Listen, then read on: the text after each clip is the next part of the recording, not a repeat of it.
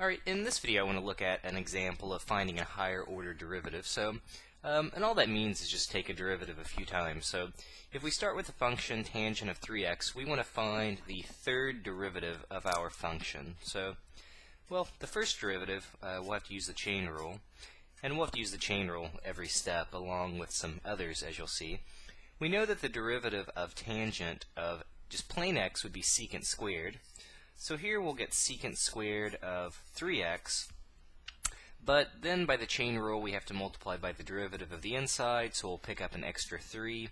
I'm going to rewrite this. I'm going to pull the 3 out front, and then I'm going to write this as secant of 3x quantity squared. I like to just see the exponent on the outside, and again it kind of reminds me to do the chain rule. So there's our first derivative. So now we'll have to take our second derivative. So alright, when we do these, the 3 is just going to get carried along here. So f double prime of x. So there's the 3. When we take the derivative, the 2 will come out front. We'll leave the inside alone, so secant of 3x. We'll bump the exponent down to the first power. But again, the chain rule, we have to take the derivative of the inside. So recall the derivative of secant is secant tangent, but in this case we'll get secant of 3x times tangent of 3x. And again, we have to multiply by the derivative of the inside now, so we have to do the chain rule one more time. So we'll pick up yet an extra 3. So I'm going to clean this up again a little bit. So we have 3 times 2, which is 6. 6 times 3 is going to give us 18. So that'll take care of all of our constants. We have secant of 3x times secant of 3x. So I'm going to write that as secant of 3x quantity squared.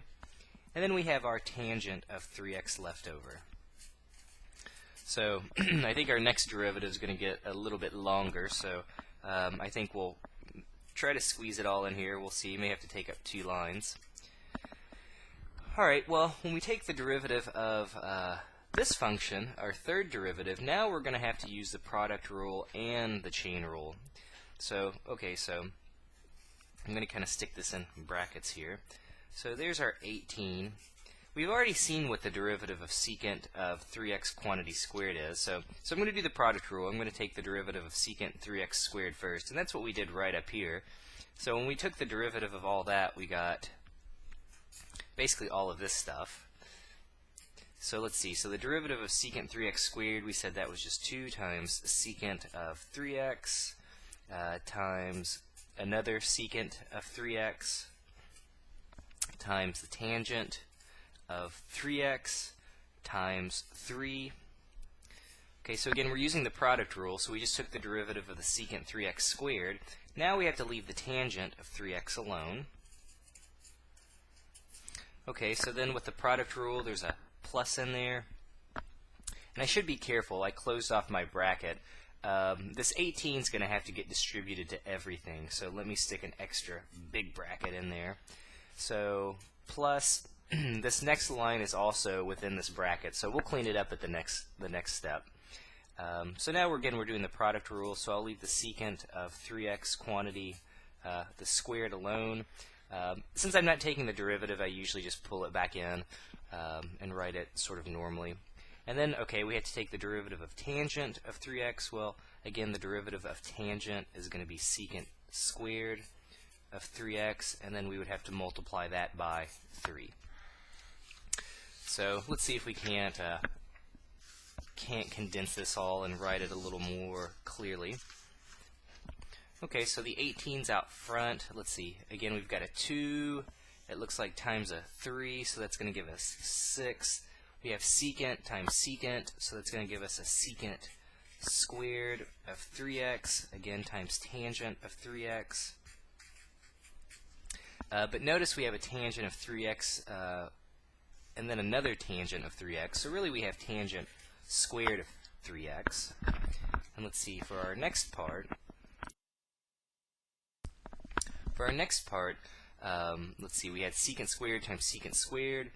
So that's going to give us a secant to the 4th power of 3x. And again, times 3, so maybe I should have pulled the 3 out front, but that's okay.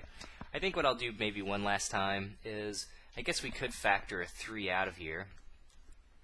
Let's see, if we pull a 3 out, let's see, what's 3 times 18? So 3 times 18 should be, if I'm not crazy, 54. That sounds right.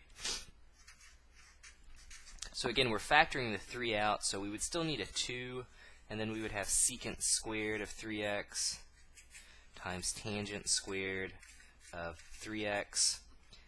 And we pulled the 3 out, so we would have secant to the 4th of 3x left over. Well, I guess we could even factor out a little bit more if we wanted to.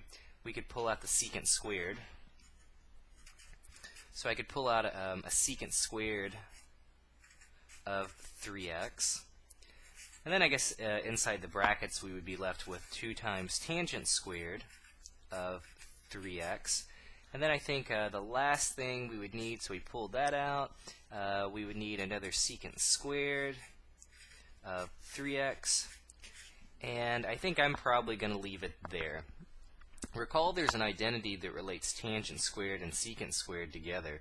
So we could even, maybe replace the tangent squared with that identity, and then we could have an expression involving only secant squareds.